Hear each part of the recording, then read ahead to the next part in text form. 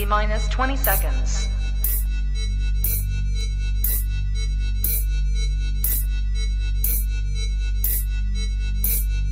10, 9, 8, 7, 6, 5, 4, 3, 2, 1, 0.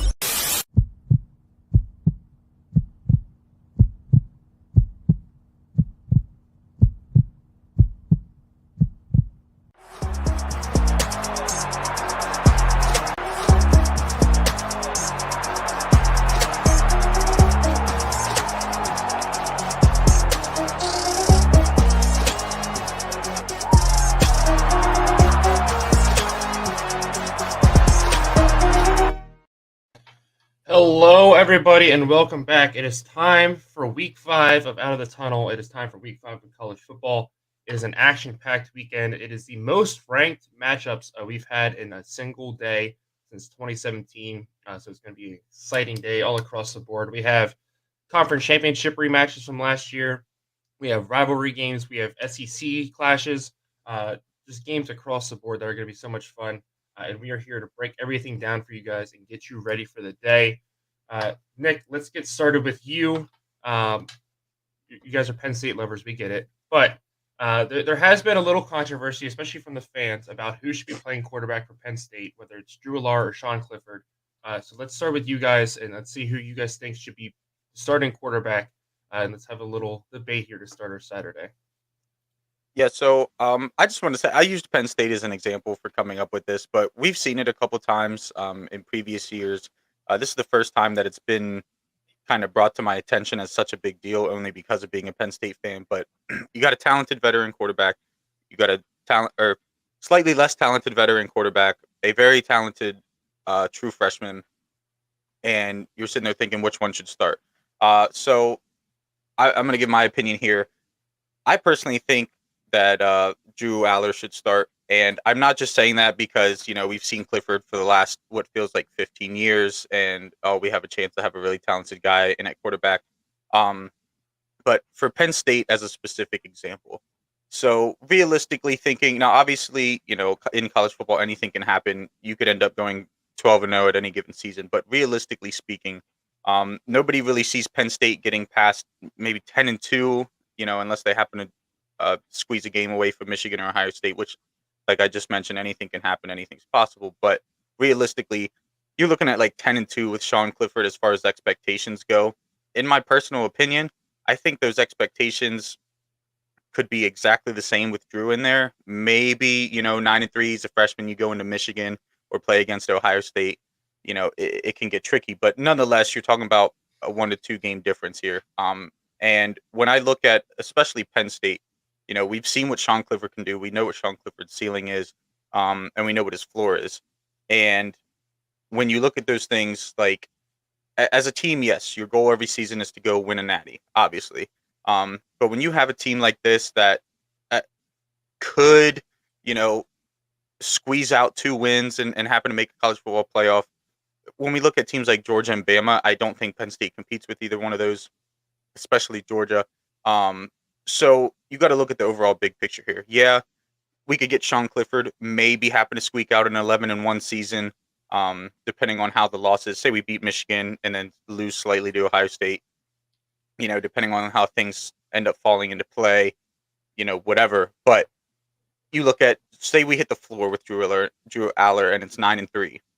You take a freshman QB and you take him through a 9-3 season. Obviously, we're 4 weeks in, so call it whatever you want. But and you get him that experience. Yeah, your team might have lost 1, maybe 2 more games than what you think they would have lost this year. But now that freshman QB has almost a whole season worth of experience. He's gone into Michigan and played in Michigan. He's played against Ohio State on a big noon kickoff. He's got that big game experience. We've seen him. He looks calm. I think that he should be the one in. Especially if we lose to Michigan, I think you start him the rest of the season. I think it's a no-brainer at that point. Now, obviously, if you continue to play Clifford, I think things get a little different. But that's just my take on it. Bigger picture, you take Drew, get him 5-6 games experience this year, especially big games, perhaps be Michigan or Ohio State. Then next year when those big games come around, he's been there. He knows what to look for. He knows how to handle it. So I just want to know what y'all think, because George is going to surprise me on his answer here. Yeah, so I think that they should have started the season with Drew, but now that they're in the season with Sean, I think that it would make it a lot more surprising to the other teams if Sean continues to start and then maybe before the Ohio State game or before the Michigan game, uh, they put Drew in, and so the other team didn't have, as much tape time to be able to see what he's gonna be able to do in those game time decisions. I mean, we've only seen him in garbage time, what it seems like. Yeah. He came in when Sean went down in the one game, but other than that, for the most part, he's been playing a couple snaps in the 4th quarter. Yeah. So I think that it definitely, from a standpoint of his career, it would have benefited him more to start the beginning of the season. Like you, I've been on that bandwagon of him needing to be the one that's starting each game. I think that Franklin just really wanted to give one last year to Sean Clifford, and I think that, like you said, their floor could be 9-3, so they could get a win against Michigan or Ohio State and only have one loss on the season, which would really put them. I mean, they're already 11th in rankings right now. Yeah. So one loss, I mean, they could be at like, I don't know, 8th, 9th going into the college football playoffs. Obviously, that doesn't put them into the playoffs, but it could still put them into a big New Year's Six game and a really great season moving into next year, which would have been Drew's second season then. Oh yeah. And I just want to make it clear here. I'm not hating on Sean Clifford. He has done a better job than I kind of expected from him as far as this year goes.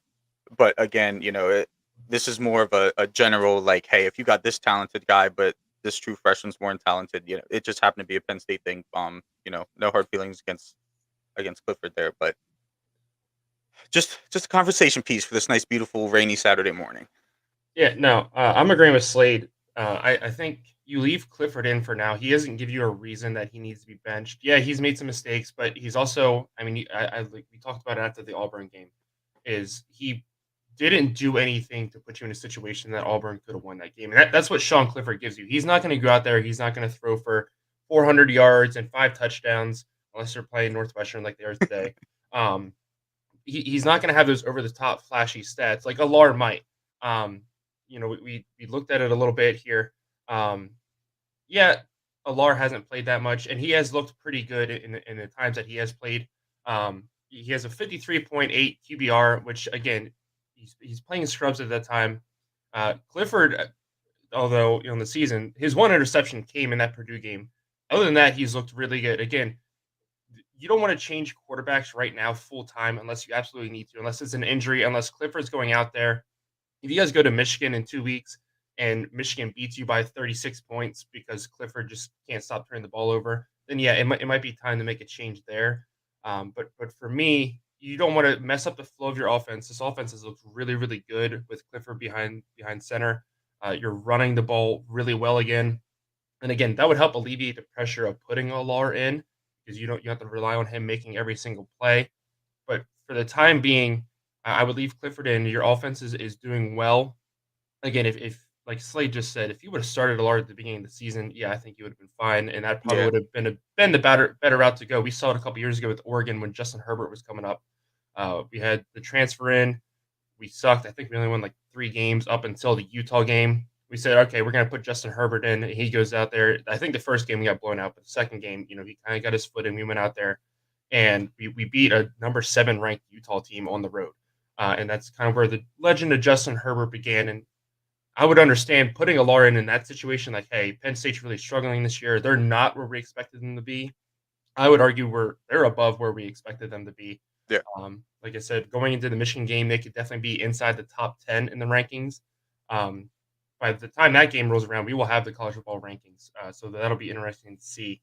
But yeah, for the sake of just your offensive clicking, I would definitely leave Clifford in for now until he gives you a reason that, hey, it's time to sit him, whether it's injury or he really struggles against Northwestern, Michigan, whatever it may be. We saw he did struggle a little bit against Central Michigan, but I also argue that was the whole team.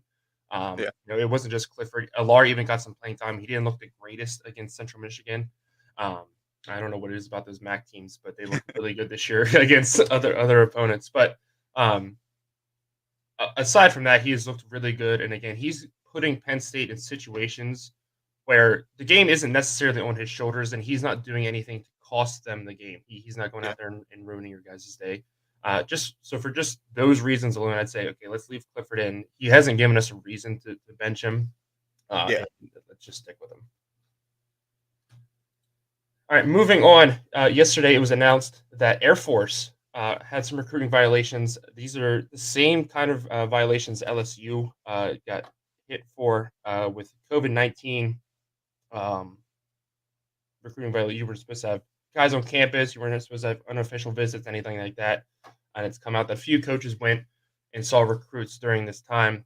So we got handed out to the site. I'll throw it over to you so we can talk about this. Yeah, I think that this is just kind of a stupid penalty at this point. I mean, we're getting to the point now where you can pay the players, you can do all this. There's multiple schools larger than Air Force that are doing these things on a year-to-year basis, and we're just not looking into it. I think that the fact that it's an announced amount of money that they have to pay as a fine, like, it's just all weird. Like, it's a military-backed school, so, like, you're fining a government-funded school. I mean, they're all, like, government-funded schools and such, but a lot of these football teams run off of boosters' money when it comes to the recruiting part and stuff like that, so I just find it weird that they did this as it was coming out. I mean, this is one of those ones that you probably just are like, "Whatever, like, don't do it again," like, but, that's just my opinion on it. I just wanted to see what your guys' opinion on it was.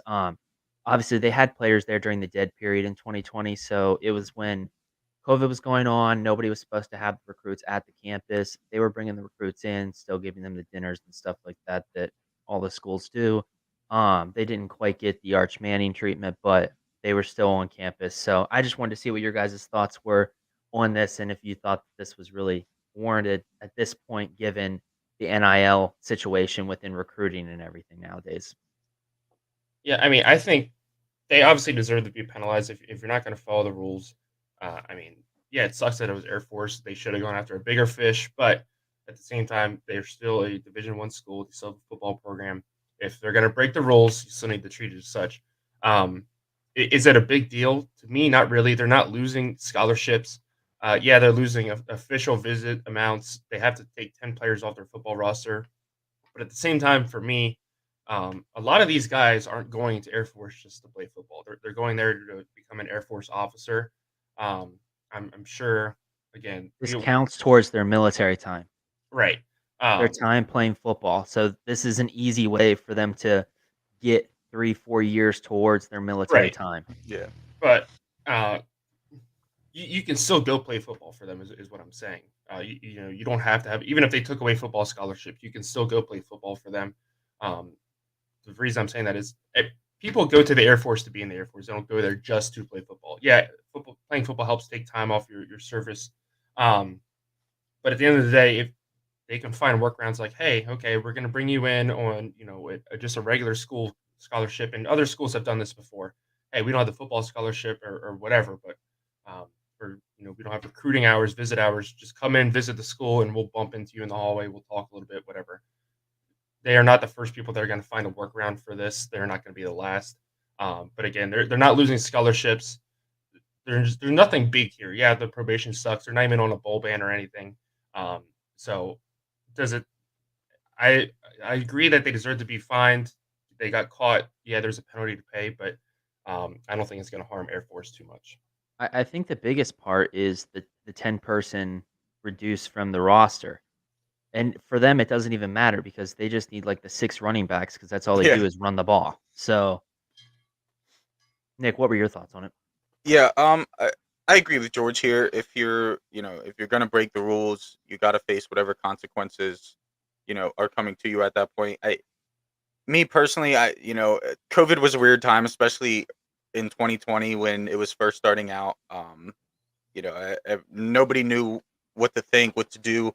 Obviously they put these restrictions on the recruiting, and now we're seeing like LSU and Air Force kind of got caught doing some things they weren't supposed to. I'm all for face the penalty of your crimes, but I personally don't think that it should have necessarily been like that. Now I know why they set the rules at the time, obviously with COVID and everything going on, but it seems a bit 2 years later to sit there and be like, oh, you had somebody come in here on an unofficial visit when you weren't supposed to, yada yada yada. It all seems a bit minuscule to me, I guess. But nonetheless, they did it. I'm with George on this. I don't really think it's going to affect them that much. Something like this is a bigger deal for, say, LSU than it is for Air Force. LSU being a team that is typically right under the college football playoff border, and trying to one or two extra recruits might help put them over the top and get them into that college football playoff picture. And now you got your recruiting time shortened in those couple weeks or whatever it is that you're not allowed to go out and recruit. You could lose a big recruit that you were looking for. But when it comes to Air Force, I really don't think that this is going to affect them much. Like you said, 6 running backs, like 15 offensive linemen. That's pretty much their entire team. So, for them, they're probably just like, oh, this kind of sucks, but whatever. Whereas, say, LSU, probably feels a bit more in the hole for something like this. All right, moving on. We are now officially 1/3 of the way through the season, 4 weeks in, getting ready to start week 5. So I want to get your guys' takes on who you think is your top 5 for your Heisman voting so far. If you could vote for the Heisman, who would you vote for? Nick, let's start over to you. We've had some big names break out. We've had some big names kind of fall apart already. Some surprising names. So who are you taking for your top 5? Yeah, so up first, number 5, I have Caleb Williams. He's thrown for just over 1,000 yards, 9 touchdowns, 0 interceptions, 100 yards, and 2 touchdowns on the ground. He's got his team sitting at 4-0. I wanted to put him higher. He's looked really good on the field. The only reason I didn't put him higher is just because we haven't seen USC at that level that we kind of I don't want to necessarily say expected them to be at, but kind of where we put their ceiling at. We haven't really seen them reach that yet. I don't think that they look like a Bama or a Georgia yet. So I'll be keeping an eye on him as the season goes on. At number 4, I have Sam Hartman, just under 1,000 yards, 13-2 touchdown interception ratio. He's got his team sitting at 3-1. Kind of the same thing. I wanted to put him higher. I think arguably out of the 5 quarterbacks that I have listed here, he's looked probably like the second best. He just doesn't have his team sitting at 4-0. So I understand that people are going to view that negatively. At 3, I have CJ Stroud. A lot of major people have him as the favorite. Just over 1,200 yards, 16 touchdowns, 1 interception. Ohio State sitting at 4-0. The only reason I didn't put him higher, like everybody else, putting him up at number 1, he has a lot of talent around him on that offense. And obviously, he lost Smith and Jigba earlier in the year. I believe it was week 1 that he got injured. But he's still got plenty of wide receivers to throw to. His running backs are dangerous. So I take a little bit away from him. I'm not saying he's not a talented quarterback. I just think that the product he has around him helps shape how well he looks on the field. Number 2, I have Bryce Young. I know you hate that, George. I'm not huge on it either, but he won the Heisman last year. He's had a productive and efficient season so far this year, sitting at just over 1,000 yards, 13-2 touchdown interception, 150 yards and 2 touchdowns on the ground with Bama looking 4-0. Yeah, they look shaky against Texas, him included, or him especially, really. But I try not to take one game and judge a whole person's season off of it. So I'm keeping him at number 2, only because I probably would have put him a little farther down. But I think that when it comes to the Heisman, especially when you got a previous Heisman winner in there, you just look at that and it gives you a little bit of a boost. And number 1, my personal Heisman pick, if the season were to end right now, I have Hendon Hooker. Just under 1,200 yards, 8 touchdowns, 0 interceptions, which I know those touchdowns aren't as big as some of the other ones on this list, but he's got 175 yards and 3 touchdowns on the ground. Has Tennessee sitting at 4-0 and looking like one of the most dangerous offenses in the country. And we talked about it previously, whether it's MVP, whether it's Heisman, whatever it is. When I'm voting for that person, I want to see somebody that their team would not look the same if they didn't have them on there. And I think Hendon Hooker, out of these 5 people I have listed, is the biggest advocate for that. Hendon Hooker has a lot to do with why Tennessee looks so great on offense. Not as much talent around him as, say, CJ Stroud has or Bryce Young has. And he's doing great, looking great on the field. You don't see him make many mistakes, in my personal opinion. A lot of people don't even have them in their top 5, but I have him as my current Heisman pick. All right, Slade, who's your top 5? Yeah, so my top 5 is kinda similar with Nick's. I would say an honorable mention would have been Corum, Michigan's running back. He's just been on fire this year, but number 5 is Caleb Williams, USC. I think that he's had a great season so far. I kinda did my list based on their wow factor and where their ceiling could be in terms of, the end of the season and who's gonna get to play those extra games. Caleb Williams at USC, I don't think they're gonna make the college football playoffs, so I just think in terms of that, at some point, he's gonna have a loss, he's gonna have some interceptions that kinda bring him, out of the conversation of being in that top 3. Sam Hartman, I feel like we've all been on that bandwagon so far this season, and that it was an electric game that we got to see him come back first game after, his blood clot issue, and then I don't think that Wake Forest is going to I think that they're at the highest they're going to get right now. I think they're somewhere in the mid-20s with their ranking. Stetson Bennett, I just haven't seen, like, the wow factor out of him yet. I feel like their offense is just on cruise control this entire season, which isn't a bad thing. I mean, they're the number 1 ranked team in the nation for a reason. Their team is very good. Um, but I just see that they're not really trying to throw, like, 80-yard bombs and stuff like that. There's no wow there. Bryce Young, like Nick had said, he won the Heisman last year, so he's already in the top 3 unless he just starts, you know, really, really underperforming from where he was at last season. I think that he is going to be in the top 3. I think he's going to be sitting there at the awards ceremony at the end of the season because Alabama's gonna be there at the end of the season, which is just continued TV time of you seeing him playing on the national level. And then also, CJ Stroud at number 1. I think that Ohio State has the highest ceiling here. I think that they came into the season, and I feel like right now we've kind of seen them kind of fly underneath the radar. I feel like Michigan has been more like TV time than Ohio State here recently from an ESPN standpoint.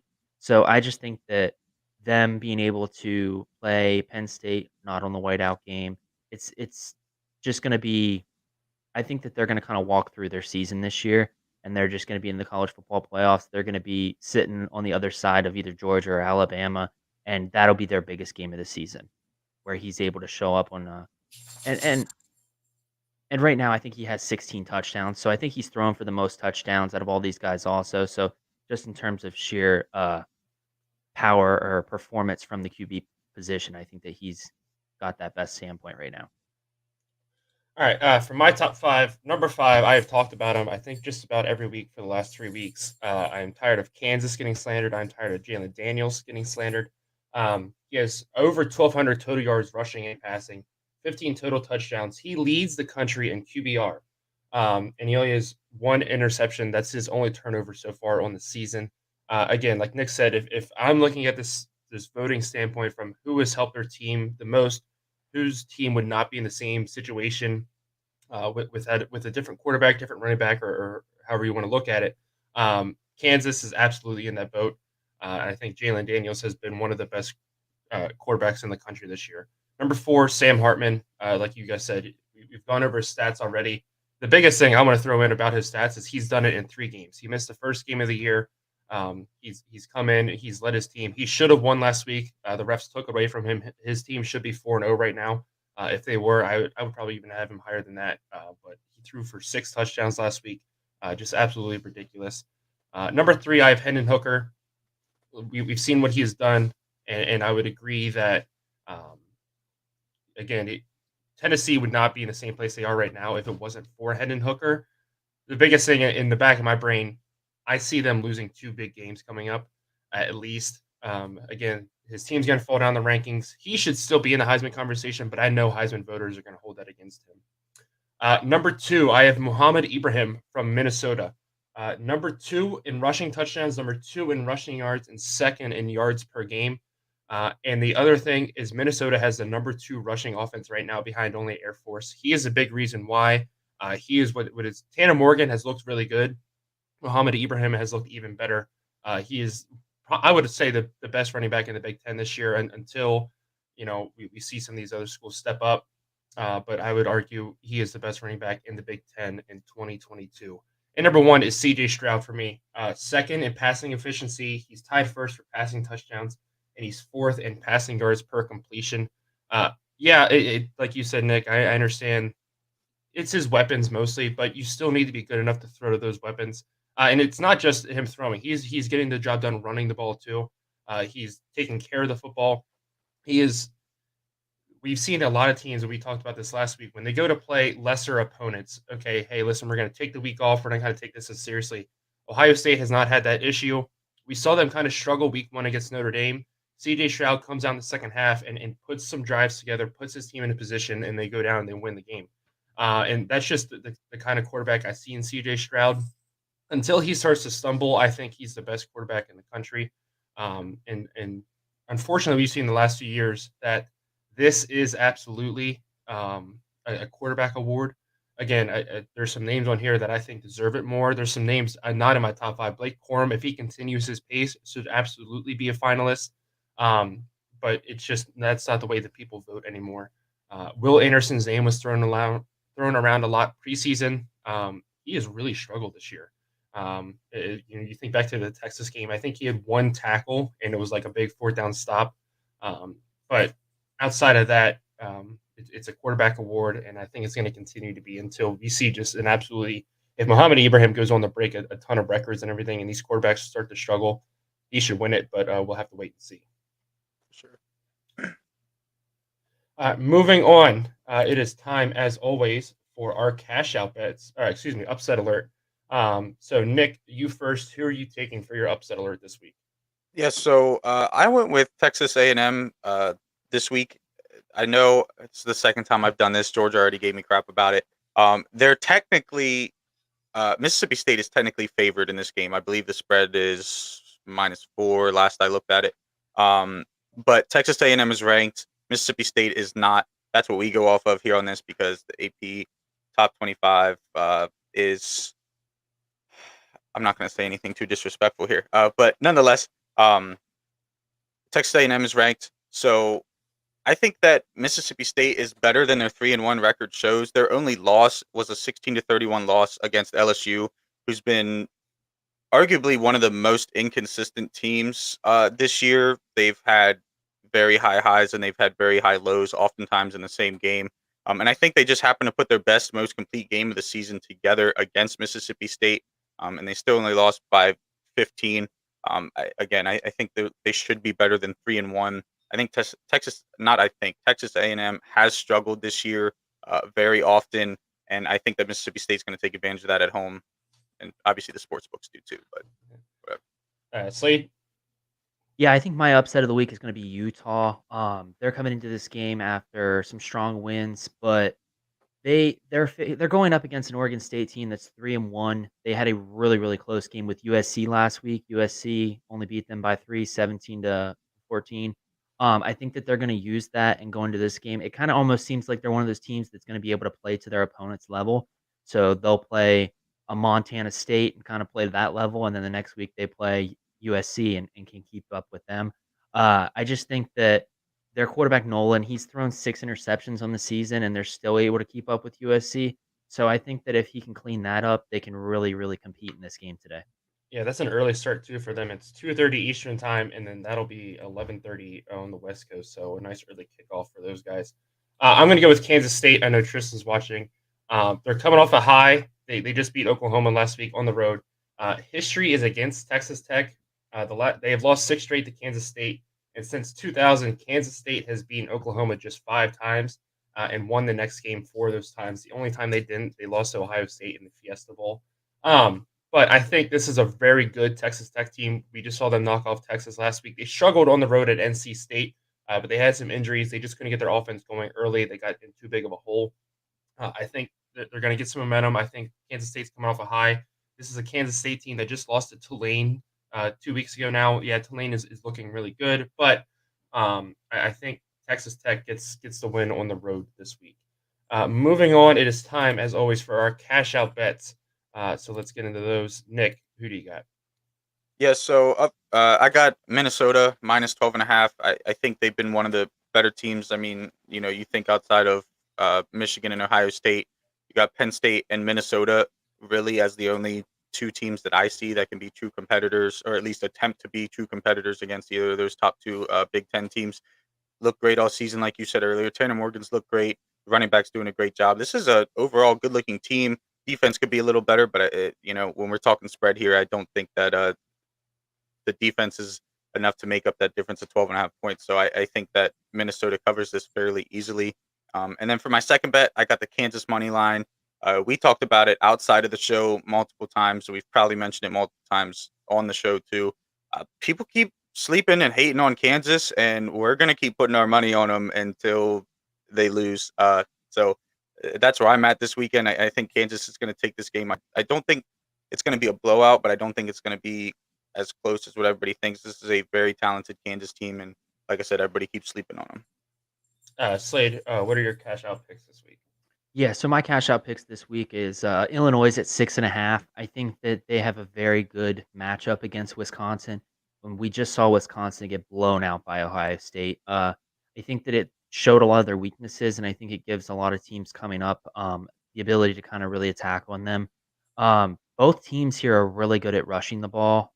Both teams have average of over 200 yards rushing a game with close to 250 in passing. I think this is going to kind of be a ground and pound game where they're just running the ball.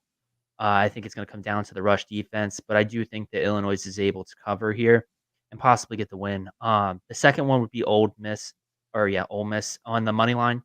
I think that they're going to have a very tough matchup against, I think, number 7 Kentucky is who they're going up against. So they're outranked, but in terms of actual teams and stats and stuff like that, I think Lane Kiffin's just gonna have his team ready. They're at home. They had the really cool uniforms last week, and they were able to really perform with those. So that'll be interesting to see. I also had Kansas like Nick, so I'll definitely be doing that. I think that they're definitely on a tear right now. So We'll move over to my picks really quick. I'm taking Texas Tech plus 7.5. I know I just took them from my upset alert as well. Like I said, history's not against them. They've lost 6 straight to Kansas State. But right now they have a higher ranked offense and a higher ranked defense than Kansas State. And the last 6 losses to Kansas State have been by an average of 7 points. So if they lose by 7, they cover here. So I'm taking that. I'm also taking West Virginia plus 9. I think plus 9 is a little, absurd. West Virginia is 23rd in total defense. Alabama is 2nd. Texas Tech is 38. Those are the 2 teams Texas has lost to so far. And West Virginia is 18th in total offense. Alabama is 6th. Texas Tech is 29th. So they're kind of right in the middle of what Texas has already faced and lost to. 6 of the 10 games since West Virginia joined the Big 12, West Virginia has been closer than 10 points, and West Virginia has won 4 of those. So I think West Virginia keeps this closer than 9. I see it as a 1-score game either way. So I'm taking West Virginia plus 9. So that will do it for our cash out picks this week. It is time, as always, to get into our game picks. We have 10 games lined up for you guys, so let's get right into it. The first game this week is Michigan at Iowa. Michigan is number 4 in both the AP and the Jackwagon poll. Iowa's not ranked. This will be the big noon kickoff on Fox. Michigan opens as a 10.5-point favorite. The over-under is set at 42. Nick, who are you taking? Yeah, I got to take Michigan on this one. I think that until they've proven otherwise, they're one of the better teams in the country. I do think there's a few things that they could improve on, or at least show us a little more. But I don't think this Iowa offense struggles to score every game. It doesn't matter what defense they're playing. Yeah, their defense is solid, but this is a Michigan team that, especially this year, is going to continue to run down your throat, wear your guys out. Once that D-line's tired and McCarthy can get some time, he's going to stand up, make a quick throw, let his playmakers do his thing. I don't think this game's going to get out of hand. I think that Iowa's going to do a decent job, especially being in Iowa, at slowing them down, but I don't think it's going to be enough. I don't know if I would say that Michigan covers. I haven't decided that quite yet, but I do think they're going to take the game. Slade? yeah, I went with Michigan also. I think that I was going to keep it close in the first half. They're going to do the wave to the Children's Hospital, and then Michigan's going to take over and go in cruise control. I think that they're going to be able to cover in this game. So I think their offense is just going to overpower Iowa. Yeah, I'm going to go with Michigan as well on the road. I think Iowa finds a way to slow down Blake Corum. They have one of the best rushing defenses in the country, but I think that allows J.J. McCarthy to shine. Iowa's pass defense is not as high tier as their run defense is. The biggest thing it comes down to for me is I think Michigan has a really good defense as well. I think Iowa struggles to move the ball all day.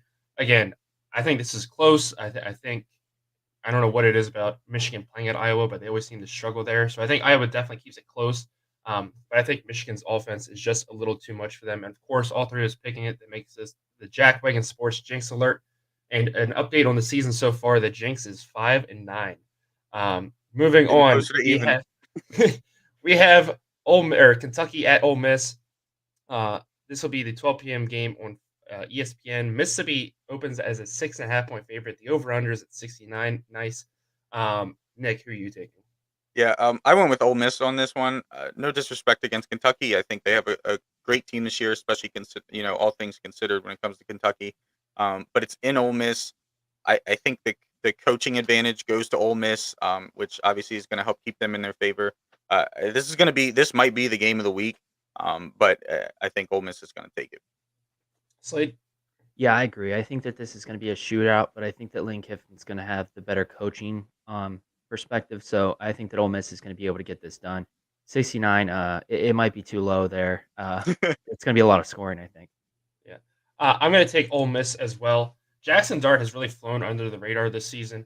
He's 23rd in the country for QBR, and Quinshon Judkins is 13th in the country for rushing. I think this is the best total offense Kentucky has faced all year.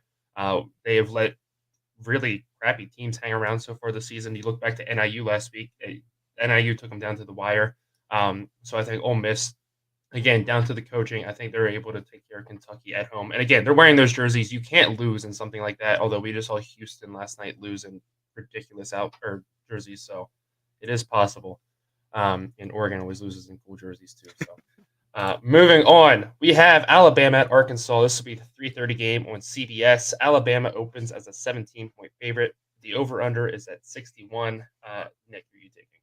Yeah, I went with Alabama on this one, but I don't think this was actually a game that I was considering for an upset alert. I think Arkansas has a good team this year.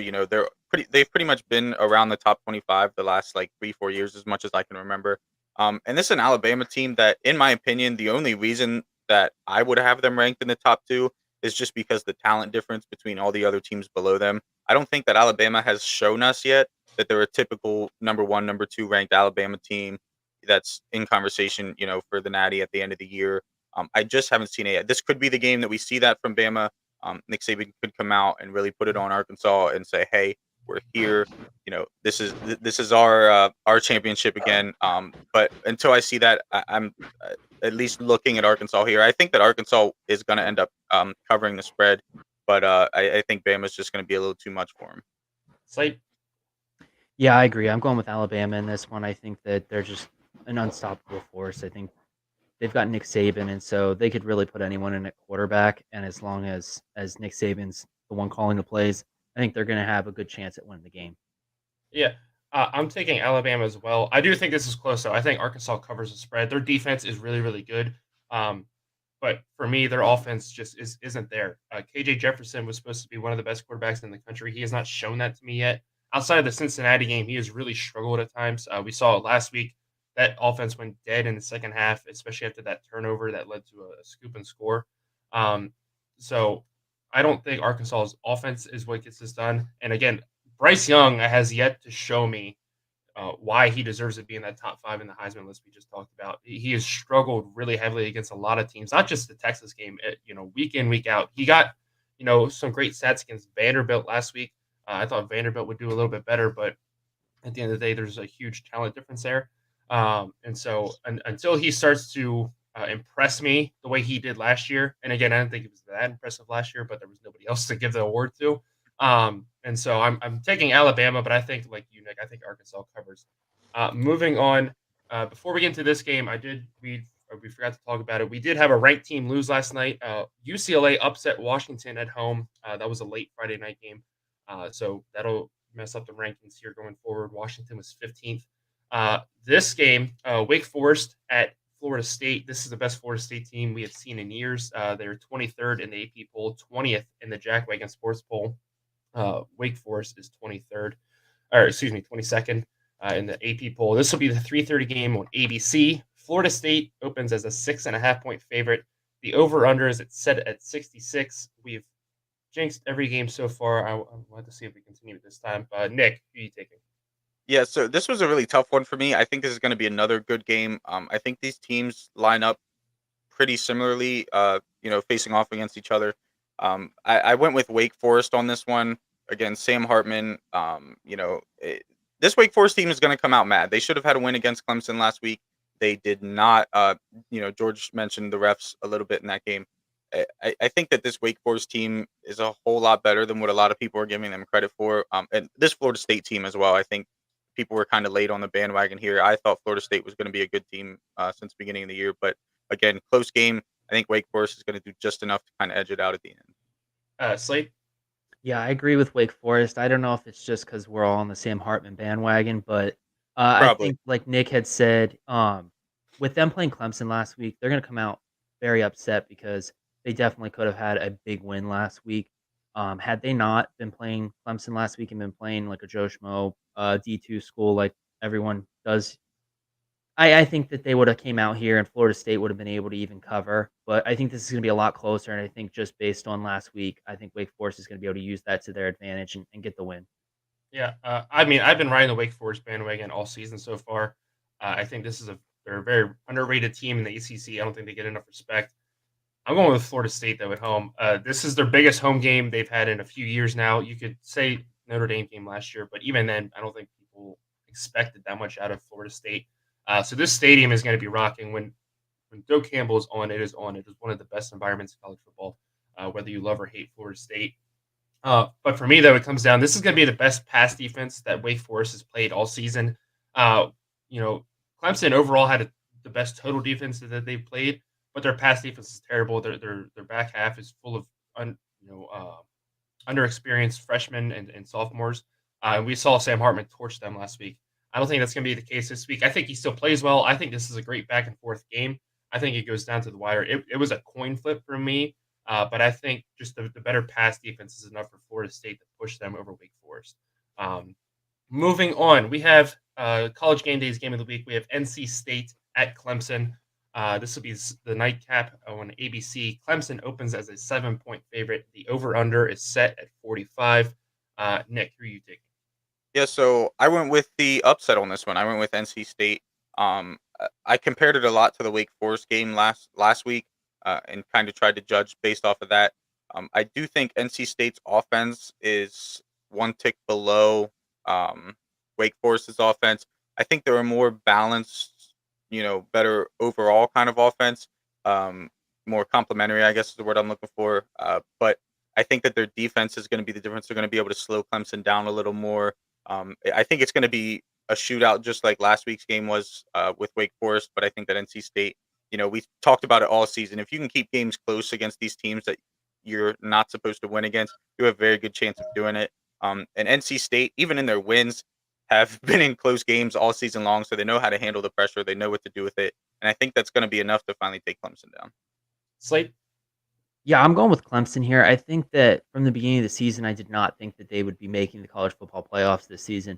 I think that somehow they just keep squeaking out these close victories and kind of gritty wins. I think that somehow they're going to continue this and get into the ACC championship, and if they're able to win that, then they're able to really have a great chance of being into the playoffs this year. So I think that they're going to get the win here. I think that NC State could be very eligible at covering in this game, but I think that Clemson at home, I think they're going to be able to get the game.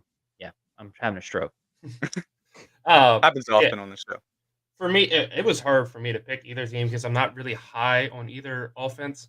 But Clemson has a better rushing offense, so I think they get a win there. I think the passing offenses are even, and I think Clemson has a little bit better defense. NC State has a higher ranked defense, but they have not played as high caliber opponents as Clemson has.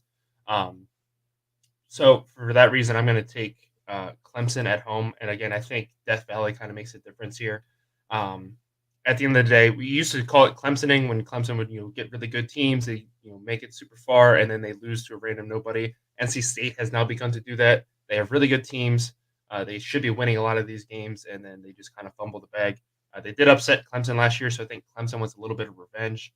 But I think Clemson at home in a tight game, Again, earlier in the week, we thought this was going to be played during a hurricane. So I was going to take the under. I had to change my bet last minute, because I was like, there's no way this hits the under now. So I'm taking Clemson at home. Moving on, the next game, we have West Virginia at Texas. This will be 7:30 on Fox Sports 1. Texas, again, opens as a 9-point favorite. The over-under is at 63. No Quinn Ewers again. He still felt pain in his shoulder this week at practice. Nick, who are you taking? Yeah, I went with Texas on this one, but to be 100% honest, I wasn't extremely confident in it. This is a sneakily good West Virginia team. They've played in some good games. They've faced a couple good teams, and Texas. I think Texas is a better team on paper all day, even without Ewers. But I just think even though it's in Texas, they've stumbled a lot, especially without Ewers. And West Virginia is, one of those gritty, backwoods teams that you think of. They're gonna let you know that they're there in this game. They're not gonna let Texas run away with this. And just like the last game, if you're in it, you have a chance at the end. So it's gonna be an entertaining one. Slade? Yeah, I also went with Texas here. I think that Shocking. from a passing standpoint, they haven't really been where they need to be, but I think that that's because they have Card there instead of yours. I think that they have a really good offensive plan, though. They pass the ball, they get into the red zone, and then they just run the ball. They either kick a field goal or they run the ball. And who's their running back? Bijan Robinson. Yeah. Yeah, he's just able to get in there. I think he's got 7 or 8 touchdowns on the season already. So, it seems like that's kind of what their gameplay is, and so I think that that could work out very well today. Yeah. Originally, I had picked Texas, and I had to switch my pick last minute after I did all that research from a bet. I just didn't feel comfortable taking them anymore. I need to make up some games on Nick here in the standings. So I'm taking West Virginia on the road. Again, I think this is a very underrated offense. JT Daniels has done great things there for West Virginia. Their 2 losses have been really close losses, and they're looking better and better each week. They lost at Pittsburgh week 1, a tough rivalry game on the road. They took it down to the last minute. Ball bounces right off the wide receiver's hands into a defender for a pick 6. Other than that, I think they win that game. Their other loss is in overtime to a really good Kansas team. So their losses look really good. And again, they played them really close. I know I absolutely have them covering this spread, but I have them just winning outright. I think their offense is a little bit better. Again, this is one of the best defenses outside of Alabama Texas has faced. And without, I think not having Quinn Ewers makes the difference here. Hudson Card has looked good at times, but he's also struggled. We saw in the second half last week, he just kind of went cold. And so I think West Virginia will have a plan for slowing down B.J. Robinson. I don't think they can full out stop him, but kind of put the game more so in Hudson Card's hands, and I think he struggles a little bit. Moving on to the next game, we have Cal at Washington State. This will be 5:30 on Pac-12. Washington State opens as a 4-point favorite. The over/under is at 53.5. Washington State coming off that difficult loss last week to Oregon. But Nick, who are you taking? Yeah, I see both of these teams as pretty evenly matched on both sides of the ball. To be 100% honest with you, the decision maker here for me was just home field advantage. I think Washington State being at home gives them just enough of an edge to be able to pull this out, but this is one of them coin flip games for me. Slade? Yeah, I'm also going with Washington State here. I think that they're able to really kind of grit this out. Like you had said, they came off a tough loss to a Bo Nix last week, so I think that they're definitely looking to compete this week. Yeah, I'm taking Washington State as well. I think this is a Cal team, though, that has flown very under the radar. I don't think anybody expected anything big out of them this season. They won to Notre Dame, and they took Notre Dame down to the wire. But a lot of people are like, oh, Notre Dame's just struggling. No, I think Cal is a really good team. Again, I think it comes down to Washington State coming off that tough loss last week. They have a little blood in their mouth. They want to get some revenge, and they're going to take it out on Cal. Again, I think 4 points is a great spread. I think this is a close game, but I have Washington State at home. And next up, we have Illinois at Wisconsin. Illinois is ranked in the Jack Wagon Sports Poll at number 23. This will be the 12 p.m. game on the Big Ten Network. Wisconsin is a 6.5-point favorite. The over/under is at 43.5. Nick, who are you taking? Yeah, I had to go with Wisconsin on this one. I believe Slade talked about it a little bit earlier in the show. These are both running teams. They enjoy to put the ball on the ground, do the hard work. I think Wisconsin has the better defense. I think they have a slightly better offense than Illinois, which I think, all that plus being at home. a lot of us had higher hopes for Wisconsin than what they've reached so far, and I think at some point here, if it ain't this week, maybe next week, they start to kind of find that rhythm and get up to where we thought they were going to be. Not that we thought they were contenders or anything like that, but I just think that they haven't really reached their ceiling, for this season yet, and I think this could be the game that they do it. Slade? Yeah, for those reasons, I'm actually going with Illinois here. I think that they've underperformed, kind of like you said, not to what we thought that they were going to get. We didn't think they were going to make the Big Ten championship game, but we definitely thought that they were going to do better. And getting blown out last week, it's just I think that Illinois is definitely able to get this done. Yeah, for me, that Ohio State game is going to do one of two things to Wisconsin. It's either going to be, okay, let's go to work, let's get better, and let's finish out the season strong, or it's, wow, we are not good, and they're just going to pack it in for the year. I think the difference maker in this game is Wisconsin's rush defense is one of the best Illinois has played all year. I think they're able to slow down that attack. Therefore, Illinois is going to have to throw the ball a little bit more, which they aren't as great at doing. And I think playing at home at Camp Randall is another difference maker here. So for that reason, I'm taking Wisconsin at home in a really close game. Again, I think this could go either way. It's a coin flip game for me, but I think Wisconsin has a slight edge, and so I'm going to take them. Moving on, we have the first of the military academy games of the season. We have Navy at Air Force. This will be 12 p.m. on CBS. Air Force opens as the 14-point favorite. The over-under is at 38. Nick, who are you taking? Yeah, I hate to disappoint my boys in the Navy, but I got to go with Air Force on this one. The Armed Forces teams, they all like to put the ball on the ground, like to run it out. That's a whole bunch of big, strong nicotine addicts just looking to bully the crap out of somebody on every single one of these teams, and that's what they do. They get down, they put their hands in the dirt, and they put in work. And I think Air Force does that at an exceptionally higher volume than what, or I don't know if volume is necessarily the right word, but efficiency at the very least, the Navy. So I think that that's going to be enough to catapult them. Slade? Yeah, I think when combined, these teams don't average over 200 yards passing. I think that just shows you that they're going to run the ball and they're going to run it all day. I think that they're definitely going to be able to get over 38. I think that would be the bet that I would take here. I think Air Force is going to be very upset with the sanctions that were just handed down to them and being put on probation and such. So I think they're gonna really run the ball for like 500, 600 yards today. Yeah. Air Force has the best rushing offense in the country right now. Navy has the fifth best rushing defense, though. But these military academy games, they always go down to the wire. You think of the Army-Navy game, anytime Air Force plays Army, and especially when these two play, it is a rivalry game. It is for pride. I don't think Navy loses by 14 points, but I think Air Force wins at home, especially. So, again, I'm taking Navy to cover the spread. I think this is a touchdown game, but I think Air Force just has a better rushing attack, and they're able to move the ball better. And so I'm taking Air Force at home. I just thought about something real quick before we move on. So think about this. We were talking about earlier how, like, you go to Air Force or whatever, and it eats up some of your military time. It eats up, you stay in 4 years. It eats up 4 years of it. Dude, just go into the Air Force, play wide receiver. You basically got 4 years of not doing anything to get 4 years just gone off. That's easy. That's probably what they do.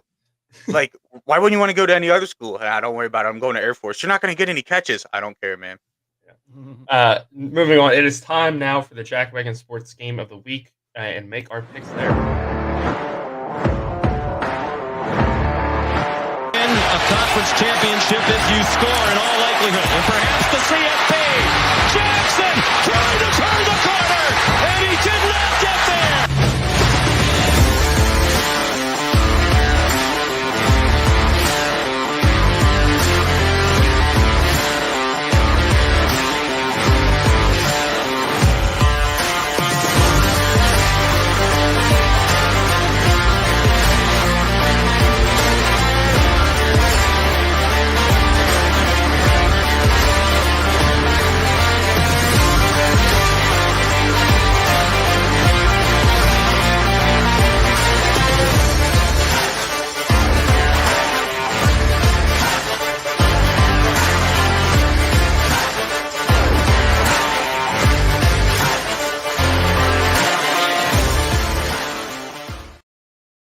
That's right. The Jack Wagon Sports game of the week this week is the rematch from the Big 12 championship last season. Oklahoma State travels to Baylor, number 16 in the AP poll. Oklahoma State is number 9. This will be 3:30 on Fox. Baylor opens as a 2.5-point favorite. The over/under is at 55. Nick, who are you taking? Yeah, I had to go to with Baylor on this one. This is another coin flip game for me. It's another contender for game of the week as well. Both of these teams have kind of seen highs and lows this season. I think I expected Baylor to be better than Oklahoma State going into the season. They've had their moments where they haven't looked the greatest, but I think that Baylor is going to edge out this one. This is a game that always, has a little extra packed into it, little extra grit, little extra fight, little extra attitude. And kind of the theme, at least for me this weekend, is home field advantage. Some of these games are so close, and just having that home crowd. A lot of people talk about home field advantage in all sports, but I think college football is probably the one sport where home field advantage means the most. You got a whole bunch of drunk college kids, especially this game's only at 3:30, so they won't be as drunk, so they'll still be, alive and partying and whatnot. And I think that's really going to be the difference here. Slade? Yeah, I'm going with Oklahoma State here. I think that this is their game to kind of show where they're at in terms of rankings. I think that they've had kind of a cake schedule up to this point. Their biggest game being Arizona State. They've had some blowout wins, but like you had said, I think I expected more out of Baylor this season, and so for those reasons, that's why I went with Oklahoma State in this game. Yeah, I'm taking Oklahoma State on the road as well. They're out for revenge. They have that. They could have gone to the college football playoff last year. They were inches away from it, and they got to see Baylor celebrate. Baylor got to go to the Sugar Bowl. So Oklahoma State definitely has a bad taste in their mouth. They want the revenge, and for me, it comes down to I think Spencer Sanders has looked really good this year. People are kind of throwing his name out there for Heisman candidate. I don't see it yet. He needs to show me more. But somebody else whose name was being thrown around at the beginning of the season was Blake Shapen. He has not shown me enough yet this year. Last week, he kind of got his season back on track. He looked really good against Iowa State. But I think Oklahoma State is a different beast. And I think Shapen continues to struggle here and there, especially if he takes a quarter to get going. I think Oklahoma State can get out to an early lead. I think this is going to be a high-scoring shootout, though. Both of their defenses are not that great. And so for that reason, I am taking Oklahoma State on the road. Again, game of the week for me by far. And I think this is going to be one of the best games of the season and should definitely set up the picture for the Big 12 championship a little bit better going forward. That will do it for Out of the Tunnel Week 5 preview. Go enjoy your day of college football. As always, please subscribe. Hit the notification button here on our YouTube so that way you guys know when we go live every week and also whenever we put out our weekly podcast. Thank you guys so much for tuning in and enjoy your day, and we will see you guys next week. We are.